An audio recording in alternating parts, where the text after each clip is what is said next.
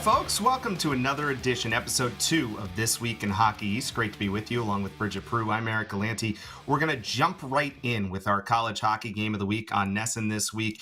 It is the Maine Black Bears, the defending Hockey East champs, traveling to Quinnipiac for a 2-game series against the Bobcats, and we're so glad to be joined by the head coach of the Maine Black Bears. That is Ben Barr, who's nice enough to join us. Coach, thanks so much for being here. Thanks for having me. Good to see you guys. There's a lot of things that we could talk about to start, but just because we were talking about it before we came on, you were looking for a new place in your new building, new offices, new everything, the renovations that are going on at Alfond Arena. Why don't you tell us where things stand with that, as that's obviously a huge part as you guys begin this season? Yeah, we opened the renovation up a couple weeks ago, and obviously played our first games here last weekend. It's better than anything I would have ever imagined. So it's an exciting time to be up here right now, and still working out the kinks with the lights in our offices and stuff, which is why I was a little bright in my office, so I moved. But other than that, we're pretty fortunate. Brand new locker room, weight room, medical facility, concourse for the rink and everything. So hopefully you guys come up some point this year and get a chance to check it out. You're coming into this season as the defending Hockey East champions, and obviously there's normally a different message that comes along with that, because now you're the team that's defending rather than trying to go out there. You kind of have a little bit of an extra target on you normally in that kind of situation. How do you manage the expectations of this team? What's the message to your team this season? Yeah, it's been, we have so many new players on our team that it almost feels like we're just trying to find ourselves all over again. And I don't imagine that's much different for most teams across the nation.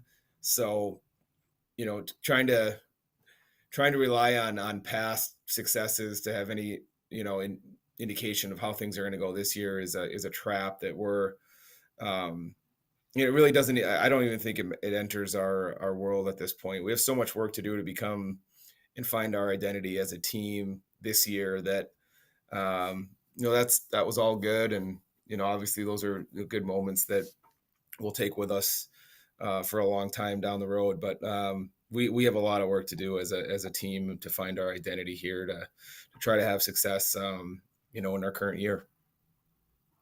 Ben, you mentioned some of the turnover, and it feels like everyone in college hockey now, rather than 6 or 7 new guys you're dealing with, it's 10 to 15 new guys for everyone.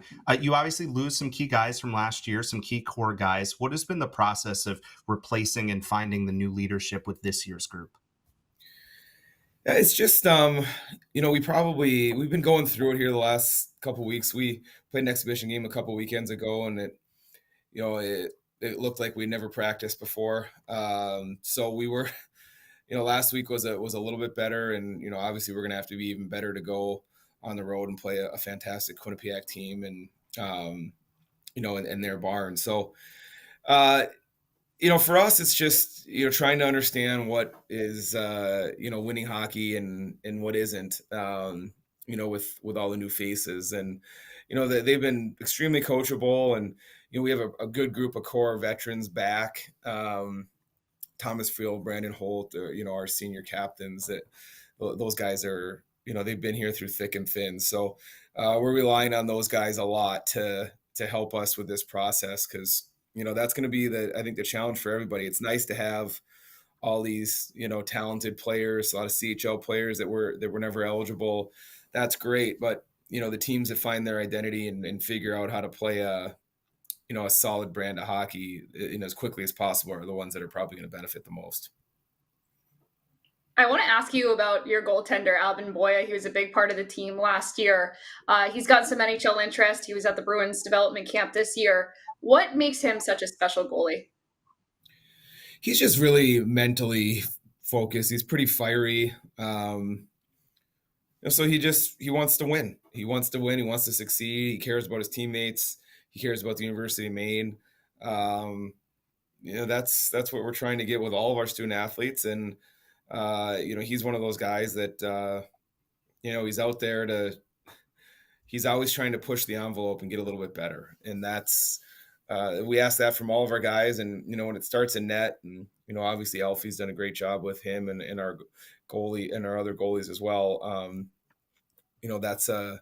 it's a real calming presence for us back there. And, he was that this past weekend, and I'm sure he will be going forward. Ben, obviously a game from Justin Poirier in his first game, having a hat trick obviously stands out. But as you mentioned, the CHL guy coming in from the Q, it's going to have a seismic impact on college hockey. We know that, but especially for you guys, from your proximity to a lot of these leagues that all of a sudden are eligible, what has been the thing that you guys have kind of noticed as you've started to go through this process of bringing in some CHL guys, and the impact you think like it could potentially have on your program?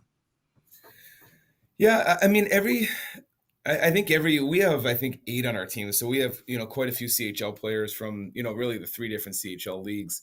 And every one of them, I think, has had a different experience. The 20-year-olds that were aging out of juniors, it's maybe a little bit of a different mentality than some of the younger guys like, Justin Poirier, Miguel Marcus, some of the guys that, made that jump, maybe a year or two before they had to. So it's, sometimes you take for granted when you're, the things have been the same way for so long in college hockey as far as where we recruit players, whether it's the USHL or BCHL or North American League. And now you've added these other leagues that are now eligible.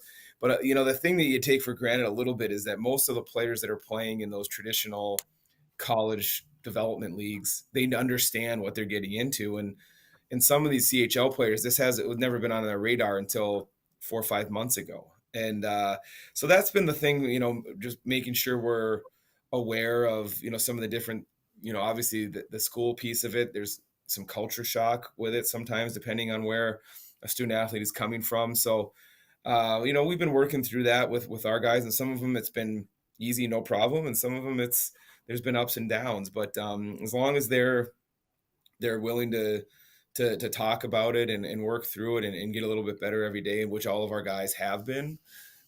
We found that it's been a really positive experience so far. Obviously, we're only a couple weeks in, but if they're playing at their best, obviously they're going to help a lot. Our team and many other teams that brought CHL players in as well.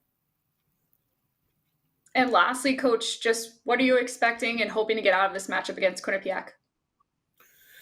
Well, I mean, that's just a really tough early season matchup to go on the road and play one of the best teams in the nation in their rink. So it's going to be a lot different challenge than than we had this past weekend. Playing at the Alfond is always a huge advantage to us, and going on the road is definitely always a challenge anywhere, but especially playing a team that's as well coached, as talented as Quinnipiac. So it'd be a great challenge for us, and we'll have to be much better than we were last weekend. It's a couple of crazy games last year, Ben. Wouldn't expect much different this weekend. Good luck. Thanks so much for joining us. Thanks, guys. Appreciate it.